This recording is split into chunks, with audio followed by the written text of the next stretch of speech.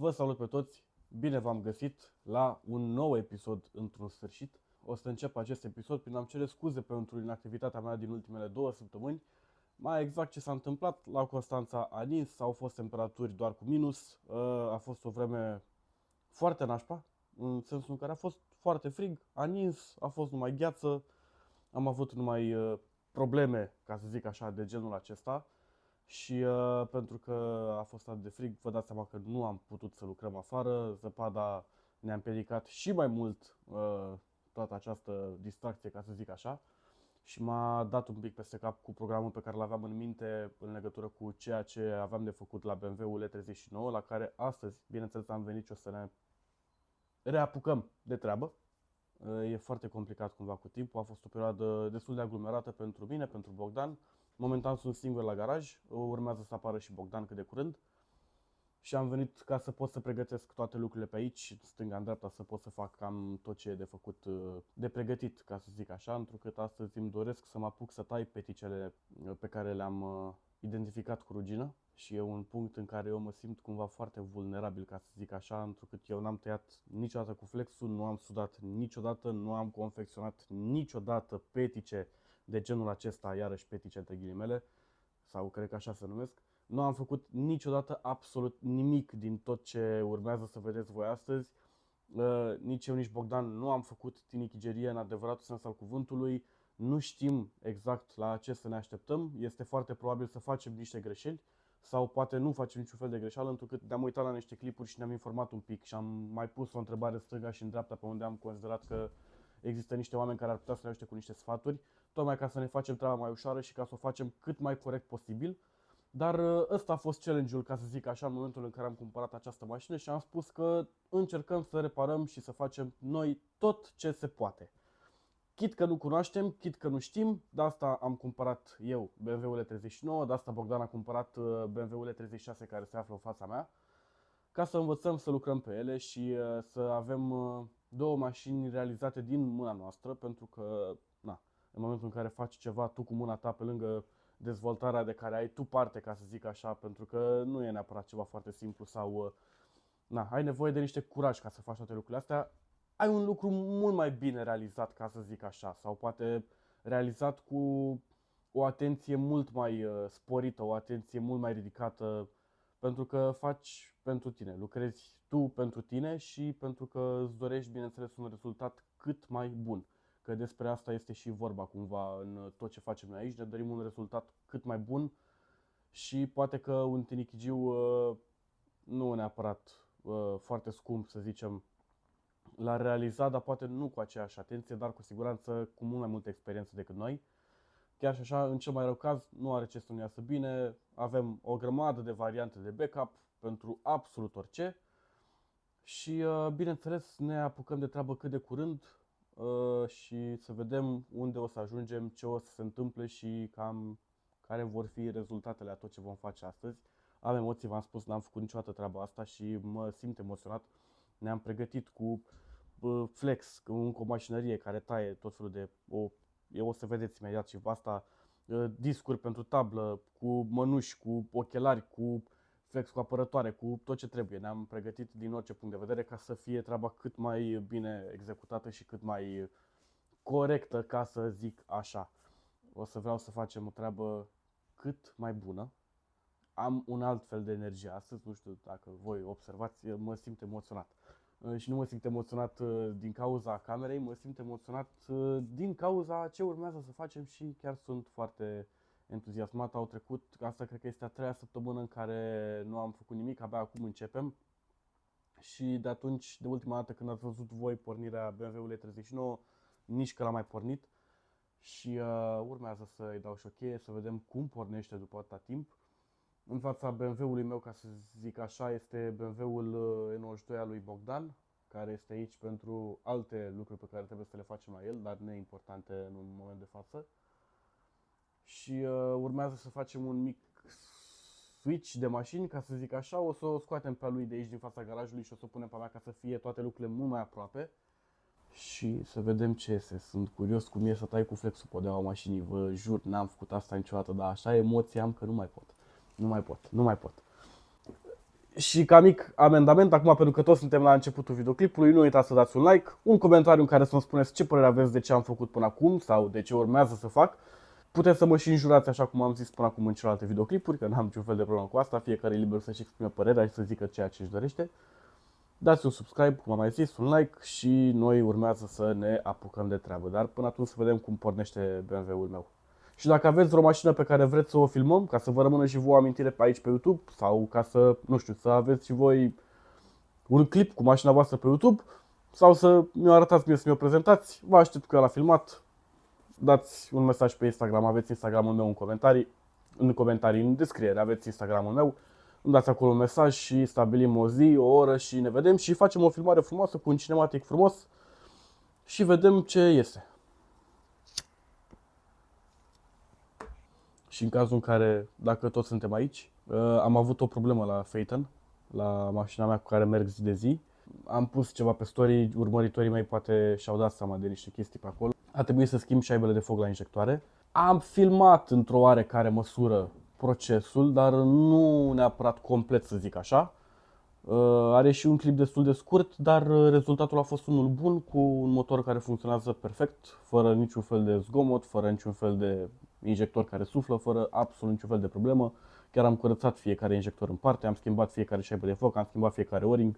Dacă vreți să vedeți fragmente din tot ce a însemnat schimbarea injectoarelor, schimbarea șaibelor de foc de la injectoare la 3000 TDI, la 30 TDI pentru un Volkswagen Phaeton, îmi spuneți, puteți să lăsați un comentariu și în cazul în care se dorește o să postez și acel videoclip. Nu e editat, nu e nimic, doar am făcut câteva filmări. Na, dacă vreți, îmi lăsați un comentariu și eu mă apuc și îl fac și pe ăla și îl pun sus ca să vedeți și voi cam ce a însemnat toată chestia asta. E oribil. Nu e neapărat un motor la care e plăcut să lucrezi, pentru că e foarte înghesuit, nu ai loc de nimic, e oribil, e oribil, oribil, oribil. În comparație cu BMW-urile pe care le avem, este absolut oribil. Mă apuc de treabă, vă las. Gata, bateria este conectată, mașina are curent.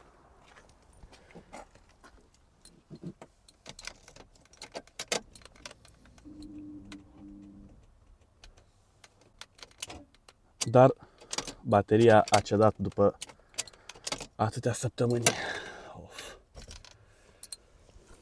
Bateria a fost deconectată, deci va trebui să-i dăm curent mașinii ca să putem să o pornim. Asta este. Să vedem ce putem să facem.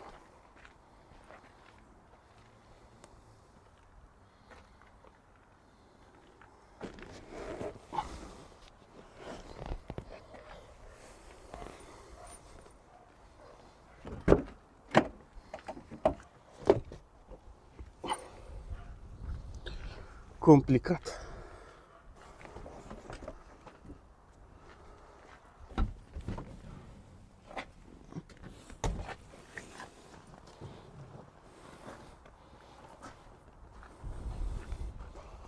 Nu, foarte înghețată, era foarte ruginită. Nu a vrut să mai iasă de pe mașină.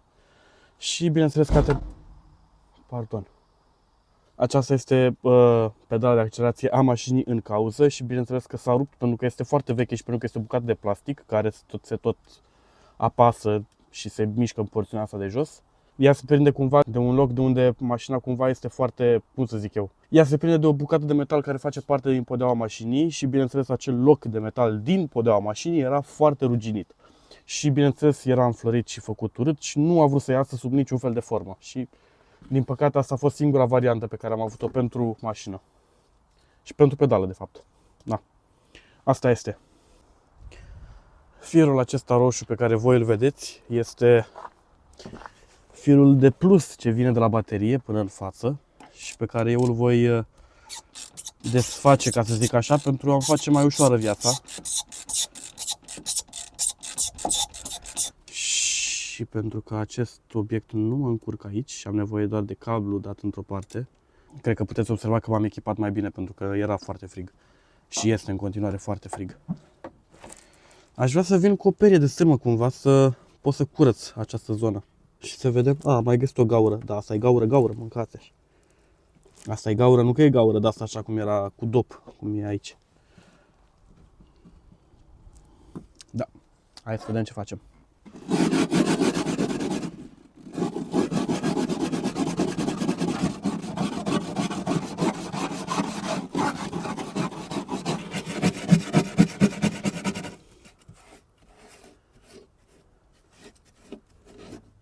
Pentru cei care nu știți, visul meu este să-mi cumpăr o Dacie.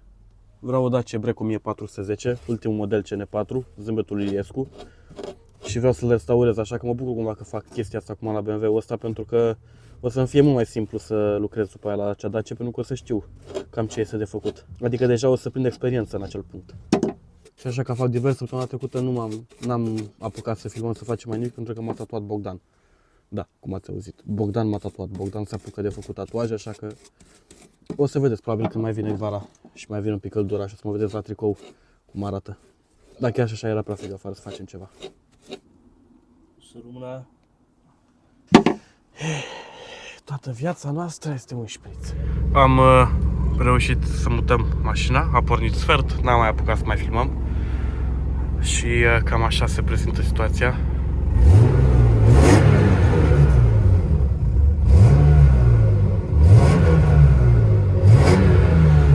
E foarte interesant cum se aude totul. Gaură acolo, tot ce trebuie.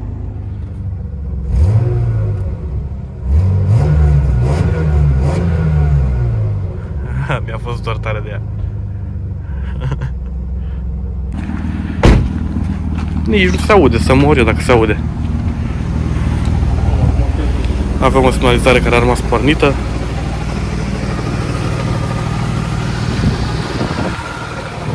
Și pe partea asta altă la fel. Multe mufe scoase, na, e normal.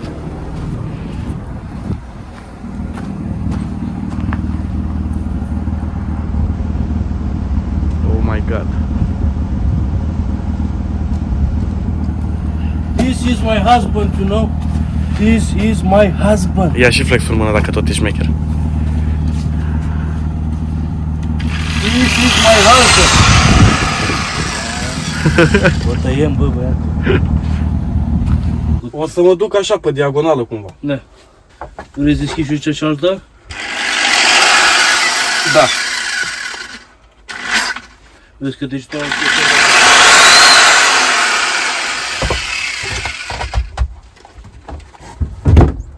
Așa, tată, să mai intre niște lumină încoace. Bă, o să-i dau o dată așa la mișto să văd și eu cum e, că nu știu cum e. Da, mă, nu trebuie să apeși, pur și simplu.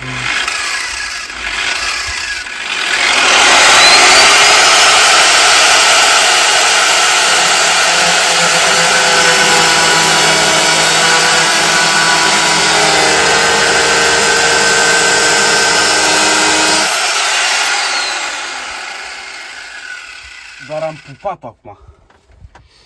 Vezi ce de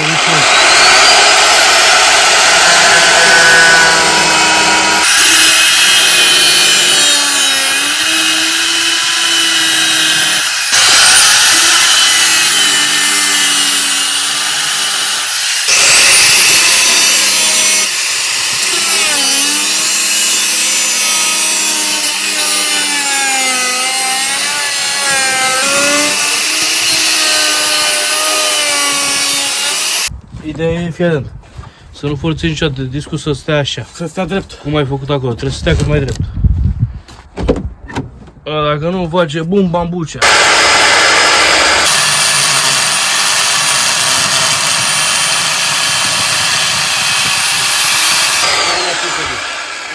duci prea rapid și mă lasă și facă treaba. Stai, tată, că îmi văd și eu, n-am făcut în viața mea. Eu zic ca să știi. Oh, stai că am amorțit un pic. Mâncați așa, bă, ce îmi place.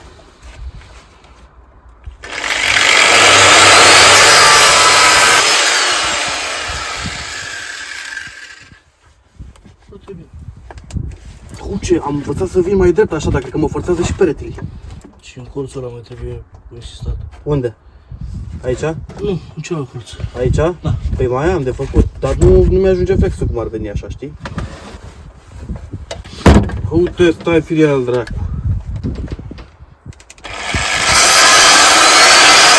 Nu vrei cu ochelari măcar? Unde mănușile încoace? Ia mănușile, tot. Bă, nebunule, mai am o mănușă, ia-mă ochelari, mă. Bă, doar îi pui, mă, cu aia, mă.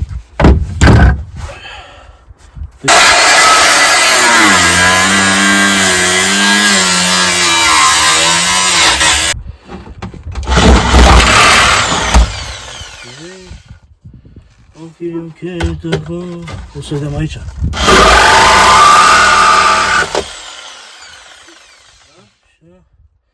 Da, numai că aici trebuie să-i fac o plecare.